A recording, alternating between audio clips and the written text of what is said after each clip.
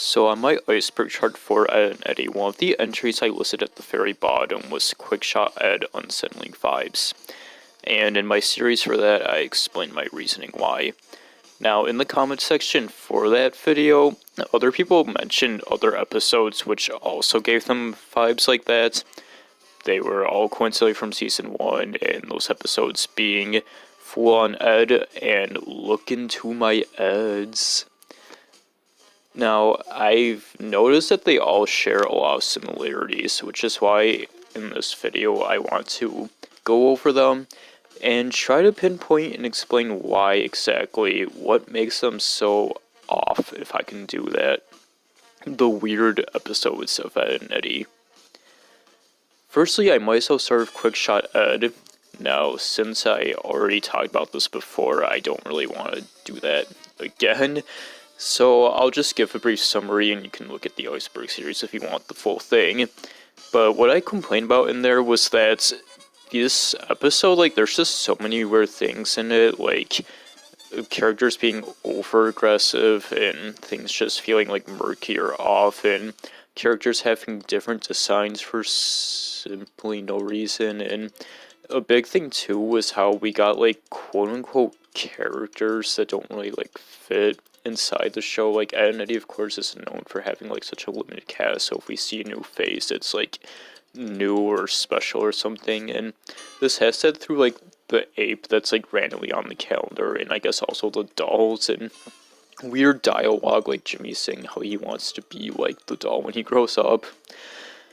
But yeah, that's for Quickshot Ed, and the reason why I just summed it up is because a lot of these vibes fits with the other episodes, which I'll explain in some more detail. And the other episode was Full on Ed. And yeah, I got there talking about this episode, it does have just kind of a sinister plot, and things just all feel off and weird. The writing in these episodes too seem a bit broken. I'm not saying that it's bad, but it's broken. Things kind of feel that they're step by step off and don't exactly flow the same. And in Full on Ed, a lot of the pranks that happen to the kids, they seem really mean-spirited and aggressive and violent and straight up dangerous and cruel, even for this cartoony-ass crazy show. They seem they actually really suck and get hurt. And Quickshot Ed had a similar thing with the camera, with how whenever they would take a picture of the kids, and they would get those weird dizzy eyes and stumble around and shit.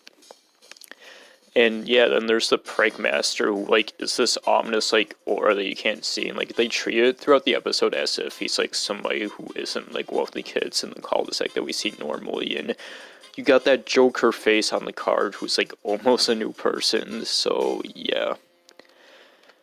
And then there's Look Into My Eds, and there isn't exactly new characters in here though, but it has the same thing where it's where everything that's happening just feels kind of creepy and off with the atmosphere, and the things they're doing just feel they kind of stepped the line, even for this show, where it's not cartoony asshole antics, it's just a bit too extreme, a bit too mean and unsettling, and it makes you uncomfortable to see the kids be hypnotized and not act like themselves, which I guess fits with the off-character stuff, weird dialogue and over-aggression, and they all get these blank eyes similar to the dizzy eyes in Quickshot Ed, and yeah, they all act off, and the moment at the end where the Eds are all acting like dogs, that's kind of a good moment to look at for those. And then lastly, the one I want to actually talk about is Neg to Ed.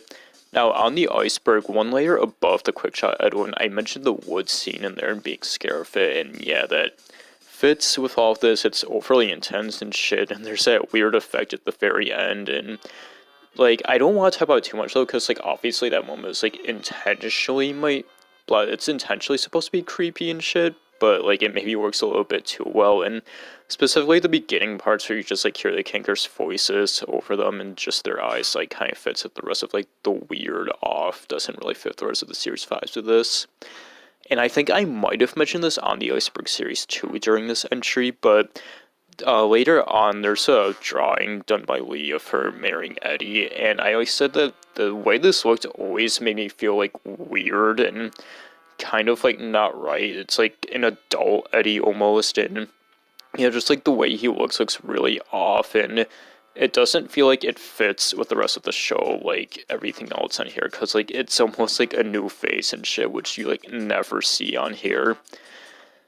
So yeah, those are some quick overviews of the weird episodes of Ed and Eddy and what makes them so strange. And to sum it all up as a whole, I mentioned it's a lot in the writing, obviously, like how everything kind of feels off and broken and distorted in a really subtle way. I think that overall brings it all together, even though it's like the most like backgrounded, subtle moment of it. But in all of that, our characters being like over aggressive, or there's something happening to them that comes off as like too cruel and it's not very cartoony, like even on Fools on Ed. And yeah, like another thing is like how there's quote unquote like new characters or some sort of like presence that doesn't fit around the other show, like that weird drawing or the monkey on the calendar or the Joker card.